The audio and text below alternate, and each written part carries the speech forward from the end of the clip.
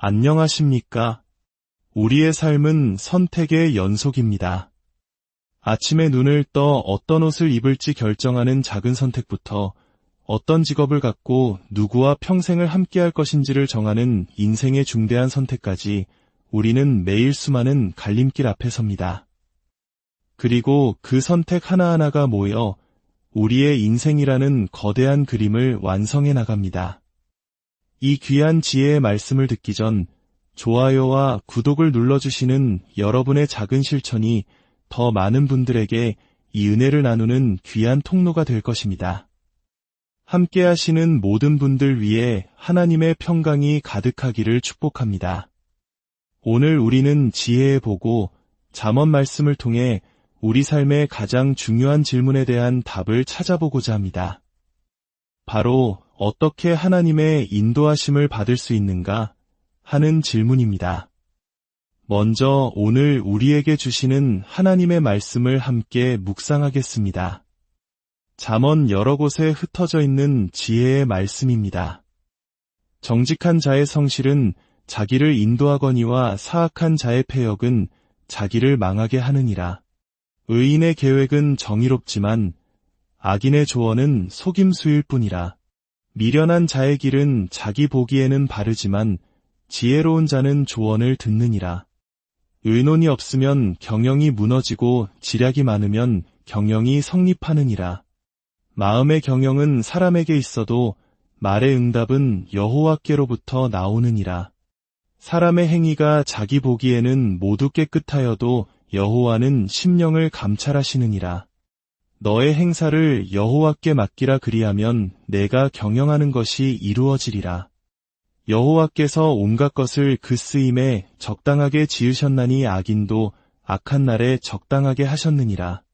사람이 마음으로 자기의 길을 계획할지라도 그의 걸음을 인도하시는 이는 여호와시니라. 어떤 길은 사람이 보기에 바르나 필경은 사망의 길이니라. 제비는 사람이 뽑으나 모든 일을 작정하기는 여호와께 있느니라. 부지런한 자의 경영은 풍부함에 이를 것이나 조급한 자는 궁핍함에 이를 따름이니라. 너는 내일 일을 자랑하지 말라. 하루 동안에 무슨 일이 일어날는지 내가 알 수 없음이니라. 이는 하나님의 말씀입니다. 지혜란 본질적으로 올바른 선택을 내리는 능력입니다. 우리의 삶은 우리의 선택에 의해 만들어지거나 무너집니다. 이 사람이 채용할 만한 사람인가? 이 길이 나에게 맞는 길인가? 지금 내 아이에게 어느 정도의 자유를 허락해야 하는가? 이 사람에게 내 비밀을 털어놓아도 괜찮은가? 누구와 결혼해야 하는가? 그 모든 상황 속에서 우리 앞에는 수많은 선택지가 놓여 있습니다. 대부분은 도덕적으로나 법적으로 허용되는 것들입니다. 하지만 그 모든 것이 지혜로운 선택은 아닐 것입니다. 그래서 우리에게는 인도하심이 필요합니다. 성경에서 인도하심이라는 단어는 종종 밧줄을 의미하는 히브리어에서 유래했습니다. 고대 항해사들에게 밧줄은 항해의 필수 도구였습니다. 바람이 순조로울 때 돛을 내리거나 바람의 방향이 바뀔 때 돛을 움직이거나 폭풍이 몰아칠 때 돛을 걷어 단단히 묶어두는 데 밧줄을 사용했죠. 밧줄이 없으면 배는 항로를 이탈해 표류하게 됩니다. 그렇다면 우리는 어떻게 하나님의 밧줄, 그분의 인도하심을 붙잡을 수 있을까요? 오늘 잠언 말씀을 통해 세 가지 관점에서 이 질문에 답을 찾아보겠습니다. 첫째, 하나님께서 친히 행하시는 인도하심. 둘째, 하나님께서 우리에게 주시는 인도하심. 그리고 셋째, 하나님께서 우리를 위해 값을 치르고 사신 인도하심입니다. 첫 번째, 하나님께서 행하시는 인도하심입니다. 잠언에 따르면 하나님은 두 가지 방식으로 우리를 인도하십니다. 바로 역설적인 방식과 쉽게 드러나지 않는 신비로운 방식입니다. 먼저 역설적인 인도하심을 살펴보겠습니다. 잠언 말씀에 부지런한 자의 경영은 풍부함에 이를 것이나 조급한 자는 궁핍함에 이를 따름이니라 라고 기록되어 있습니다. 여기서 조급한 자는 충동적인 사람으로, 부지런한 자는 전략적이고 사려 깊은 사람으로 이해할 수 있습니다. 인생이 흘러가는 대로 내버려 두지 않고 미리 계획하고 전략적으로 행동하면 더 나은 삶을 살 수 있다는 지극히 상식적인 가르침입니다. 우리의 선택과 행동이 중요하며 결과에 영향을 미친다는 것이죠. 그런데 바로 위에 이런 말씀이 있습니다. 제비는 사람이 뽑으나 모든 일을 작정하기는 여호와께 있느니라. 제비 뽑기는 동전 던지기와 비슷합니다. 아주 사소하고 우연처럼 보이는 일조차도 모두 하나님의 계획 아래 그분의 뜻대로 이루어진다는 선언입니다.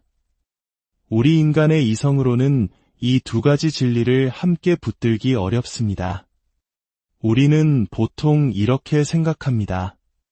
내 선택이 중요하다면 내 운명은 정해져 있지 않은 것이고, 모든 것이 정해져 있다면 내가 어떻게 살든 무슨 상관이람. 하지만 성경은 다릅니다. 성경은 우리가 절대적으로 자유로운 존재인 동시에 하나님의 절대적인 주권 아래 있음을 함께 선포합니다. 잠언 16장 1절과 9절은 이 신비를 가장 잘 보여줍니다. 마음의 경영은 사람에게 있어도 말의 응답은 여호와께로부터 나오느니라. 그리고 9절, 사람이 마음으로 자기의 길을 계획할지라도 그의 걸음을 인도하시는 이는 여호와시니라. 이것은 무엇을 의미할까요? 당신의 계획은 당신의 것입니다. 당신의 선택은 당신의 것이며 당신은 그에 대한 책임이 있습니다. 어리석고 악하고 이기적인 선택을 하면 나쁜 결과가 따를 것이고 사람들과 하나님 앞에서 책임을 져야 합니다. 당신의 계획은 분명 당신의 것입니다. 하지만 그 계획의 결과로 실제로 일어나는 일, 역사 속에서 벌어지는 모든 발걸음과 사건들은 전적으로 하나님의 통제 아래 있으며 그분에 의해 정해집니다. 이는 50대 50의 이야기가 아닙니다. 50%는 자유, 50%는 운명, 이런 개념이 아닙니다. 성경은 우리가 100% 자유로우며 동시에 100% 하나님의 주권 아래 있다고 말합니다. 우리 머리로는 이해하기 힘든 마치 물과 기름처럼 섞일 수 없어 보이는 진리입니다. 고대 그리스 비극 오이디푸스 왕을 아실 겁니다. 그는 태어날 때부터 아버지를 죽이고 어머니와 결혼할 운명이라는 신탁을 받습니다. 그는 그 운명을 피하기 위해 평생 발버둥치지만 결국 신탁대로 되고 맙니다. 그의 선택은 운명과 아무런 관련이 없었습니다. 운명은 그의 선택과 상관없이 이미 정해져 있었던 것이죠. 반면 영화 백 투 더 퓨처의 주인공 마티는 어떻습니까? 영화의 마지막에서 브라운 박사는 이렇게 말합니다. 너의 미래는 정해져 있지 않아. 스스로 만들어가는 거야. 멋지게 만들어보렴. 이것이 바로 현대사회가 믿는 가치관입니다. 미래는 내 손에 달려있다는 믿음이죠. 하지만 이 두 가지 극단적인 생각은 모두 우리를 온전한 삶으로 이끌지 못합니다. 모든 것이 정해져 있다고 믿는다면 우리는 무기력과 냉소주의에 빠질 것입니다. 어차피 될 대로 될 텐데라며 아무 노력도 하지 않겠죠. 반대로 내 미래가 전적으로 내 선택에만 달려있다고 믿는다면 어떨까요? 그 압박감과 불안감에 짓눌려 아침에 침대에서 일어나기조차 힘들 것입니다. 제가 20대 초반이었을 때 한 여성과 결혼하기 위해 제가 할 수 있는 모든 노력을 다했던 적이 있습니다. 하지만 지금 돌이켜보면 만약 그때 그 결혼이 이루어졌다면 제 인생은 끔찍한 불행에 빠졌을 겁니다. 그때 제가 원했던 것들의 3분의 2는 제게 해로운 것들이었습니다. 지금은 그 비율이 나아졌기를 바라지만 여전히 우리는 현재 자신의 어리석음의 비율을 알지 못합니다. 이처럼 연약하고 무지한 우리가 어떻게 우리 미래 전체를 책임질 수 있겠습니까? 성경적인 관점은 이 두 극단을 넘어섭니다.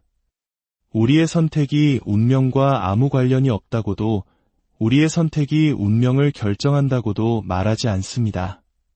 대신 하나님께서 그분의 주권 안에서 우리의 선택을 그분의 선한 계획의 일부로 사용하신다고 가르칩니다. 그래서 우리는 우리의 선택에 책임을 지면서도 동시에 모든 것을 주관하시는 하나님 안에서 평안을 누릴 수 있습니다. 사도행전 27장에서 바울이 탔던 배의 이야기를 기억하실 겁니다. 끔찍한 폭풍우 속에서 하나님은 천사를 통해 바울에게 배에 탄 모든 사람이 무사할 것이라고 약속하셨습니다. 하나님의 약속은 절대적입니다. 그러나 다음 날 선원들이 배를 버리고 도망치려 하자 바울은 그들을 막으며 말합니다. 이 사람들이 배에 있지 아니하면 너희가 구원을 얻지 못하리라. 이상하지 않습니까? 모두가 살 것이 확실하다면 왜 그들의 행동이 중요할까요? 또 그들의 행동이 구원의 조건이라면 어떻게 모두가 살 것이 확실하다고 말할 수 있을까요? 이것이 바로 신비입니다. 바울은 자신이 절대적으로 자유로운 존재이며 동시에 전적으로 하나님의 손에 붙들려 있음을 알았기에 폭풍 속에서도 당황하거나 무기력해지지 않고 침착하게 최선의 선택을 할 수 있었습니다. 하나님은 또한 쉽게 드러나지 않는 신비로운 방식으로 일하십니다. 잠언 16장 4절은 여호와께서 온갖 것을 그 쓰임에 적당하게 지으셨나니 악인도 악한 날에 적당하게 하셨느니라 라고 말합니다. 이는 악한 일들조차도 하나님의 큰 그림 안에 있다는 충격적인 선언입니다. 그렇다고 하나님이 악의 창조자라는 뜻은 결코 아닙니다. 악한 계획은 그 계획을 세운 사람의 것이며 책임도 그에게 있습니다. 하나님은 누구에게도 악을 행하도록 강요하지 않으십니다. 그러나 하나님은 그 악한 일들조차도 당신의 선한 목적을 이루는 데 사용하시며 모든 것을 합력하여 궁극적인 선으로 바꾸시는 분입니다. 요셉의 이야기가 바로 그 증거입니다. 형제들의 시기와 아버지의 편애 속에서 그는 교만하고 미성숙한 소년이었습니다. 형들은 그를 죽이려 했고 결국 노예로 팔아넘겼습니다. 억울하게 누명을 쓰고 감옥에 갇혔습니다. 수년 동안 그의 삶은 고통과 절망의 연속이었습니다. 하나님은 침묵하시는 것 같았습니다. 그러나 그 모든 고난의 세월이 있었기에 요셉은 위대한 인물로 성장할 수 있었고 그의 가족은 구원받았으며 수많은 생명을 기근에서 건질 수 있었습니다. 마침내 형들 앞에 선 요셉은 이렇게 고백합니다. 당신들은 나를 해하려 하였으나 하나님은 그것을 선으로 바꾸사 오늘과 같이 많은 백성의 생명을 구원하게 하시려 하셨나니 이것이 하나님께서 행하시는 인도하심입니다. 우리는 이미 그 인도하심의 거대한 물결 한가운데에 서 있습니다. 그러므로 어떤 상황에서도 하나님이 일하고 계심을 의심하지 마십시오. 동시에 그분의 계획이 무엇인지 너무 빨리 알아내려고 조급해하지 마십시오. 그분의 뜻은 오직 마지막에 모든 그림이 완성되었을 때 비로소 분명히 드러날 것입니다. 이 진리를 믿을 때 우리는 바울처럼 폭풍 속에서도 평안을 유지하며 지혜로운 선택을 내릴 수 있습니다. 두 번째, 하나님께서 우리에게 주시는 인도하심입니다. 그렇다면 우리는 구체적인 선택의 기로에서 어떻게 하나님의 인도하심을 구할 수 있을까요? 잠언은 두 가지 원리를 제시합니다. 인도하심을 위한 대가를 치르고 인도하심을 받을 지혜를 개발하는 것입니다. 잠언 16장 3절은 말합니다. 너의 행사를 여호와께 맡기라 그리하면 내가 경영하는 것이 이루어지리라. 이 말씀을 언뜻 보면 내 계획을 하나님께 맡기면 하나님께서 이루어 주신다는 뜻으로 오해하기 쉽습니다. 그러나 원문을 깊이 묵상해보면 순서가 정반대입니다. 너의 모든 행위, 너의 삶 전체를 하나님께 온전히 굴려 맡겨라. 그러면 너는 성공적인 계획을 세우는 지혜로운 사람이 될 것이다. 하나님의 인도하심을 구하는 것은 조언을 구하는 것과 다릅니다. 친구의 조언은 공짜이지만 우리는 그것을 따를 수도 따르지 않을 수도 있습니다. 컨설턴트의 조언은 비싸지만 여전히 선택은 우리의 몫입니다. 하지만 하나님의 뜻은 선택사항이 아닙니다. 그리고 하나님께서 요구하시는 비용은 이 세상 그 무엇보다 비쌉니다. 바로 우리의 모든 것, 우리 자신입니다. 하나님께 모든 것을 맡긴다는 것은 이런 고백을 드리는 것입니다. 주님, 이제부터 주께서 말씀하시는 것이면 이해가 되든 안 되든 순종하겠습니다.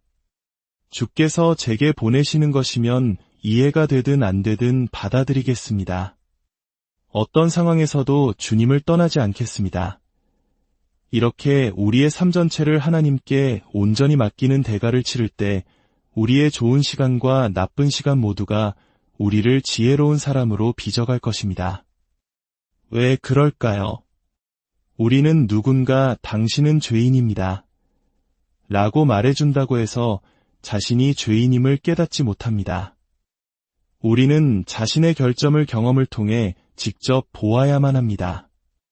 수많은 실패와 고난을 겪으며 비로소 자신의 교만과 연약함을 직면하게 됩니다. 또한 우리는 하나님은 당신을 사랑하십니다. 라는 말을 듣는 것만으로는 그 사랑을 온전히 믿지 못합니다. 하나님이 나를 버리셨다고 확신하는 절망의 순간을 통과한 후에야 그럼에도 불구하고 나를 붙드시는 그분의 신실한 사랑을 경험적으로 깨닫게 됩니다. 이 과정을 통해 우리는 두 가지를 배웁니다. 첫째, 자신의 한계를 알기에 더욱 겸손해지고 신중한 계획을 세우게 됩니다. 둘째, 어떤 상황에서도 나를 사랑하시는 하나님을 알기에 더욱 담대하고 용기 있는 계획을 세우게 됩니다. 이것이 바로 하나님께서 우리를 지혜로운 사람으로 만들어 가시는 방식입니다. 또한 겸손해진 우리는 다른 사람들의 조언에 귀를 기울이게 됩니다. 지략이 많으면 경영이 성립하느니라는 말씀처럼 공동체의 지혜를 통해 더 나은 선택을 하게 되는 것입니다. 많은 사람들이 하나님의 뜻을 분별하고 싶다며 제게 찾아옵니다. 이 길에 대해서는 평안함이 있는데 저 길에 대해서는 마음이 불안해요. 성령님의 인도하심을 어떻게 알 수 있을까요? 저는 그때마다 결정하십시오 라고 말합니다. 하나님은 우리가 영원히 부모에게 의존하는 아이로 머물기를 원치 않으십니다. 20살이 된 아들이 저녁 5시에 전화해서 아빠, 지금 친구들이랑 놀러 나가도 돼요? 라고 묻는다면 얼마나 황당하겠습니까? 하나님은 우리를 당신과 같은 인격적인 존재로 대하시며 우리 스스로 지혜롭게 결정하기를 원하십니다. 하나님께서 구약시대의 우림과 둠밈처럼 아니오로 답을 주시지 않는 이유는 우리가 지혜를 사용하고 사람의 마음을 배우고 상황을 분별하는 성숙한 존재로 자라나기를 원하시기 때문입니다. 예수님께서 십자가를 지실지 말지 마음의 평안함을 기준으로 결정하셨다면 어떻게 되었을까요? 그분은 결코 십자가를 지지 않으셨을 것이고 우리는 구원받지 못했을 것입니다. 세 번째, 하나님께서 우리를 위해 값을 치르고 사신 인도하심입니다. 사실 우리 중 누구도 잠언 16장 3절의 말씀처럼 자신의 모든 것을 하나님께 온전히 맡길 수 없습니다. 우리는 연약하고 불완전합니다. 그렇다면 우리는 하나님의 인도하심을 받을 자격이 없는 것일까요? 아닙니다. 출애굽 당시 이스라엘 백성을 생각해 보십시오. 그들은 불평과 불순종으로 가득했지만 하나님은 밤에는 불기둥으로 낮에는 구름기둥으로 그들을 한결같이 인도하셨습니다. 그 인도하심의 임재는 성막의 가장 깊은 곳 속죄소 위에 머물렀습니다. 그들이 인도하심의 대가를 치른 것이 아니라 누군가 그들을 위해 희생제사를 통해 그 대가를 대신 치르고 있었음을 암시합니다. 그 대가를 온전히 치르신 분이 누구십니까? 마지막으로 폭풍우 치는 바다 위 배에서 주무시는 예수님의 모습을 떠올려 봅시다. 제자들은 죽음의 공포에 떨며 예수님을 깨웁니다. 주님, 우리가 죽게 된 것을 돌보지 아니하시나이까? 이 말은 주님, 왜 우리를 인도하지 않으십니까? 라는 원망 섞인 외침이었습니다. 깨어난 예수님은 그들을 꾸짖으시며 너희 믿음이 어디 있느냐고 물으십니다. 왜 그렇게 날카롭게 말씀하셨을까요? 저는 어린 자녀가 부모에게 엄마 아빠는 나를 사랑하지 않아 라고 소리칠 때 부모가 느끼는 심정과 비슷했을 것이라 생각합니다. 부모는 말하고 싶을 겁니다. 내가 너를 위해 얼마나 많은 것을 희생했는지 내가 알기나 하니? 내가 너를 얼마나 사랑하는지 안다면 지금 잠시 무언가를 허락하지 않는 내 마음속에 더 큰 사랑이 있음을 의심하지 않을 텐데 제자들이 우리가 죽는 것을 돌보지 않으십니까? 라고 물었을 때 예수님의 마음은 이렇게 외치고 계셨을지 모릅니다.